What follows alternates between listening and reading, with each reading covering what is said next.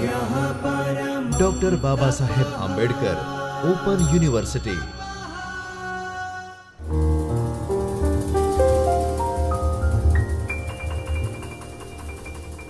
नमस्कार विद्यार्थी मित्रों, डॉक्टर बाबा साहब आंबेडकर ओपन यूनिवर्सिटी के चैतन्य स्टूडियो से मैं Shyam Murli Manohar Pandey, assistant professor political science, आप सभी का हार्दिक स्वागत एवं अभिनंदन करता हूं।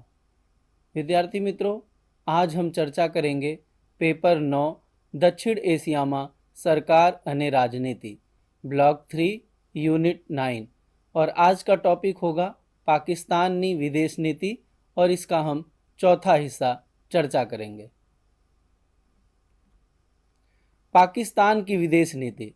पाकिस्तान की जो विदेश नीति है, इसको हम अलग अलग चरण में पढ़ेंगे, और इसका पहला चरण जो है वो 1947 से 53। तो पहले फेज में पाकिस्तान की विदेश नीति किस रूप में रही है, कैसे संचालित हुई है, इसके बारे में हम जानेंगे। स्वतंत्रता के बाद जो पाकिस्तान की विदेश नीति थी, उसका मुख्य फोकस भारत के साथ केंद्रित रहा, क्योंकि 1947 में ही भारत और पाकिस्तान दो आज़ाद मुल्क, स्वतंत्र देश के रूप में सामने आते हैं। कश्मीर, सैन्य परिसंपत्तियों और संसाधनों का जो बंटवारा था, वो पाकिस्तान की विदेश नीति को प्रभावित किया, क्योंकि वह वही दौर था जब पाकिस्तान की तरफ से कश्मीर में इन्वेजन किया गया, आक्रमण किया गया। यह वही समय था, वही कालखंड था जब पाकिस्तान जो मिलिट्री एसेट्स थे उसके डिस्ट्रीब्यूशन, बंटवारे की बात कर रहा था कि संसाधनों का बंटवारा कैसे हो आज़ादी के बाद। पाकिस्तान अरब देशों और पश्चिमी ब्लॉक से संबंध बनाने का प्रयास करता है, उनके साथ एक अच्छे संबंध स्थापित करने की कोशिश करता है। चूँकि पाकिस्तान जब आज़ाद हुआ तो उसके आज़ादी के मूल में ही इस्लाम था, क्योंकि दो नेशन, जो टू नेशन थियरी थी, इसका आधार ही यही था कि दो नेशनलिटी, दो धर्म के लोग एक साथ नहीं रह सकते। तो ऐसे में पाकिस्तान इस्लाम को लेकर काफ़ी सजग रहा, इस्लामिक और अरब देशों के साथ अपने संबंध बनाने में वो कोशिश करता रहा। भारत केंद्रित सुरक्षा चिंताओं के कारण उसका कोई गुट निर्धारित नहीं था। जैसा कि हम देखते हैं कि वह शीत युद्ध का भी एक दौर था, जब अमेरिका और यूएसएसआर, जो पूरा विश्व था, वो दो धड़ों में बटा हुआ था, एक सोवियत संघ के नेतृत्व में और दूसरा अमेरिका के नेतृत्व में। तो पाकिस्तान का झुकाव किस तरफ था, यह अस्पष्ट था, क्योंकि भारत उस वक्त नॉन अलाइन मूवमेंट का पुरजोर समर्थक था। मतलब भारत की विदेश नीति का एक मूल तत्व नॉन अलाइनमेंट मूवमेंट था। पाकिस्तान के लिए जो नॉन अलाइनमेंट मूवमेंट था, वो एक व्यवहारिक रुझान जैसे था, उस पर कोई औपचारिक नीति नहीं थी, क्योंकि पाकिस्तान पश्चिमी देशों के साथ संबंध बनाने की तरफ अग्रसर था, भारत को काउंटर बैलेंस करने के लिए। अगर भारत कभी यूएसएसआर, सोवियत संघ के नज़दीक दिखा, तो ऐसे में पाकिस्तान अमेरिका की तरफ उसका झुकाव बढ़ जाता था, और अगर भारत और अमेरिका के संबंध विकसित होते दिख रहे थे, तो ऐसे में पाकिस्तान की का जो झुकाव था वो सोवियत संघ की तरफ हो जाता है। भारत पाकिस्तान विवाद। भारत पाकिस्तान विवाद भी पाकिस्तान की विदेश नीति के मूल में ही देखा जा सकता है। जैसे ही भारत और पाकिस्तान आज़ाद हुए, 1947-48 के बीच कश्मीर पर एक तरह से युद्ध थोपा गया। पाकिस्तान की तरफ से जो कबायली लड़ाके थे, जो पाकिस्तानी सेना के लोग थे, वह आज़ादी के तुरंत बाद कश्मीर के क्षेत्र में आक्रमण करते हैं, और ऐसे में जो ये युद्ध की स्थिति होती है, ये मामला संयुक्त राष्ट्र को चला जाता है। स्टार्टिंग में ही, प्रारंभ में हम देखते हैं कि जो सैन्य संसाधन थे, जो मिलिट्री एसेट्स थे, इक्विपमेंट थे, उनके बंटवारे को लेकर भी दोनों देशों के बीच विवाद रहता है। इसी प्रकार सिंधु जल, जो नदी का जो बंटवारा होता है, उसको लेकर भी दोनों देशों के बीच में एक तरह से विवाद की स्थिति होती है। भारत और पाकिस्तान के आज़ादी के बाद जो 400 करोड़ का कैश रिजर्व था, उसके बंटवारे की भी बात सामने आती है और ऐसे में पाकिस्तान को 75 करोड़ रुपए आज़ादी के बाद मिलने थे, जो कि 20 करोड़ रुपए जो थे वो तुरंत ही जारी कर दिया जाता है भारत की तरफ से, लेकिन जो रिमेनिंग 55 करोड़ रहता है उसको थोड़ा भारत की तरफ से देरी से दिया जाता है। और इसके पीछे एक स्पष्ट कारण ये था कि पाकिस्तान की तरफ से भारत पर युद्ध थोपा जाता है। ऐसे में भारत जो शेष 55 करोड़ का अमाउंट होता है उसको कुछ डिले के बाद पाकिस्तान को देता है। तो दोनों देशों के बीच जो शर्त थे उन पे असहमति के कारण जो आर्थिक और व्यापारिक संबंध थे वो भी प्रभावित होते हुए दिखे। भारत और पाकिस्तान ने इन दोनों के बीच जो तनाव थी, ऐसे में पाकिस्तान को सुरक्षा उन्मुख विदेश नीति अपनाने को मजबूर किया, जो प्रारंभ में ही पड़ोसी मुल्क के साथ भारत और पाकिस्तान जो एक असहज स्थिति उत्पन्न होती है, ऐसे में पाकिस्तान सिक्योरिटी को केंद्र में रखकर अपनी विदेश नीति का निर्धारण करता है, बनाता है। कश्मीर मुद्दा जो था ये भी पाकिस्तान की विदेश नीति में स्पष्ट रूप से देखा जा सकता है। भारत पाकिस्तान के रिश्तों को प्रभावित करने का सबसे बड़ा जो मुद्दा था वो कश्मीर था। दोनों देशों का कश्मीर के क्षेत्र पर दावा रहा है। पाकिस्तान मुस्लिम बहुलता का तर्क देता है तो भारत इंस्ट्रूमेंट ऑफ एक्सेशन की बात करता है, क्योंकि तत्कालीन जो राजा थे कश्मीर के, उन्होंने भारत के साथ इंस्ट्रूमेंट ऑफ एक्सेशन साइन किया था। तो ऐसे में कश्मीर भारत का एक अभिन्न हिस्सा बन गया।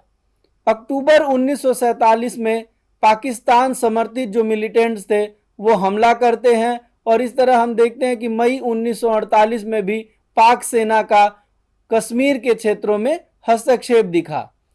24 अक्टूबर 1947 से अनाधिकृत कब्जे वाला जो क्षेत्र था कश्मीर को पाकिस्तान ने आज़ाद कश्मीर घोषित किया।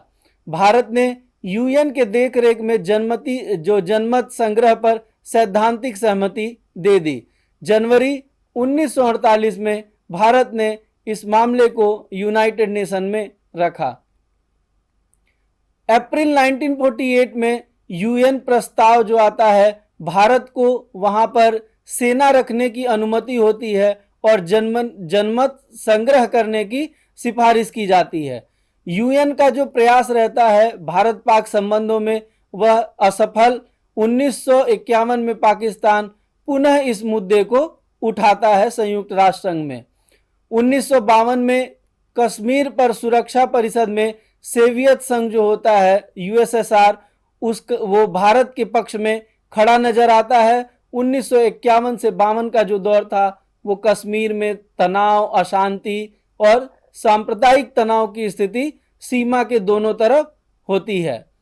युद्ध की आशंका तो एक तरह से कम हो जाती है, टल जाती है, लेकिन इससे पाकिस्तान पर गहरा प्रभाव पड़ता है। पाकिस्तान को दो स्पष्ट और प्रमुख सबक सीखने को मिलता है। एक कि शक्तिशाली सहयोगियों की उसको जरूरत होती है और पाकिस्तान को अपना जो मिलिट्री इंफ्रास्ट्रक्चर है, सैन्य ढांचा जो है, उसको मजबूत करने की सीख मिलती है। पाकिस्तान और मुस्लिम दुनिया के साथ जो मुस्लिम वर्ल्ड था उसके साथ उसका संबंध भी पहले चरण की एक तरह से विशेषता के रूप में, कैरेक्टरिस्टिक के रूप में देखा जा सकता है। पाकिस्तान ने मुस्लिम देशों के बीच एकता और सहयोग बढ़ाने की कोशिश की। हम देखते हैं कि पाकिस्तान की विदेश नीति का एक अभिन्न और महत्वपूर्ण हिस्सा इस्लाम पाकिस्तान के लिए होता है। तो पाकिस्तान आज़ादी के बाद से ही कोशिश करता है कि किस तरह से अरब देशों या बाकी के मुस्लिम राष्ट्रों के साथ उसका संबंध अच्छा हो और उन मुस्लिम देशों के बीच आपसी समझौता, आपसी जो सहयोग हो, एकता हो, वो बढ़े। ईरान और तुर्की के साथ पाकिस्तान अच्छे संबंध बनाता है। इंडोनेशिया और इजिप्ट, मिस्र के साथ उसके संबंध मजबूत ज़्यादा नहीं रहते हैं। अफगानिस्तान से शुरुआत से ही पाकिस्तान का तनावपूर्ण संबंध रहा है और डूरन लाइन पर पाकिस्तान और अफगानिस्तान के बीच विवाद की स्थिति अब तक बनी हुई है। पाकिस्तान की यूएन एंट्री का विरोध किया। व्यापार रुकने पर अफगानिस्तान सोवियत संघ पर निर्भर हो जाता है। पाकिस्तान और पश्चिमी ब्लॉक के संबंध, जो वेस्टर्न कंट्रीज थे उनके साथ पाकिस्तान के संबंध कैसे होते हैं, इसको हम देखेंगे।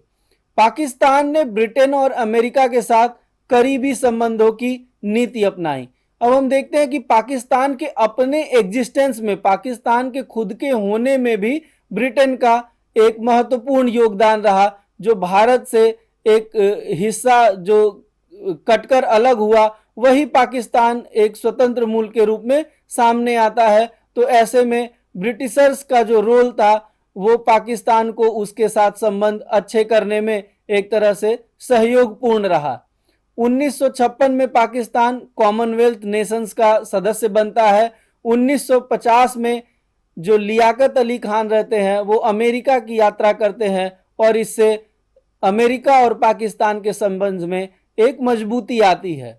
कोरियन जो युद्ध था उसमें पाकिस्तान अमेरिका का समर्थन करता है और ऐसे में यह दोनों देशों के बीच संबंधों में जो एक चढ़ाव की स्थिति थी उसका एक टर्निंग पॉइंट था। अमेरिका के समर्थन से पाकिस्तान को सैन्य और राजनीतिक लाभ मिलता रहा। पाकिस्तान का कम्युनिस्ट ब्लॉक के साथ कैसा संबंध रहा, साम्यवादी ब्लॉक के साथ कैसा संबंध रहा, इस पर हम चर्चा करेंगे। पाकिस्तान ने साम्यवाद कम्युनिज्म के प्रति कभी हमदर्दी नहीं दिखाई और इसका एक रीजन ये था कि जो कम्युनिस्ट नेशंस रहे वहां पर रिलीजन का काफी रोल नहीं रहा। जो धर्म था वो कम्युनिस्ट ब्लॉक के जो देश थे वहां पे वो कोर नहीं रहता है, जबकि पाकिस्तान के होने में ही एक तरह से धर्म जो मजहब है वो मूल में रहता है। तो इसलिए पाकिस्तान ज्यादा इंटरेस्टेड नहीं दिखता है साम्यवादी देशों के साथ संबंध बनाने में। इस्लामिक पहचान और पश्चिम के प्रति जो पाकिस्तान का झुकाव था, इसलिए पाकिस्तान खुद को अमेरिका नेतृत्व वाले ब्लॉक में उसका जाना एक तरह से स्वाभाविक हो जाता है। पाकिस्तान सोवियत संबंधों की जो शुरुआत है वो अप्रैल 1948 में देखी जा सकती है, लेकिन 1950 में लियाकत अली खान जब यूनाइटेड स्टेट अमेरिका की दौरा करते हैं, जबकि उससे पहले उनको सोवियत संघ का इनविटेशन था, तो एक तरह से रसिया जो उस वक्त का सोवियत यूनियन रहता है वो एक नाखुश होता है। उसको पाकिस्तान का ये अप्रोच पसंद नहीं आता है क्योंकि लियाकत अली खान सोवियत संघ से पहले अमेरिका का दौरा करते हैं। इसके बाद पाकिस्तान का झुकाव पश्चिम की ओर एक तरह से स्पष्ट रूप से देखा गया और यह यूएसएसआर के लिए एक असहज स्थिति उत्पन्न कर देती है।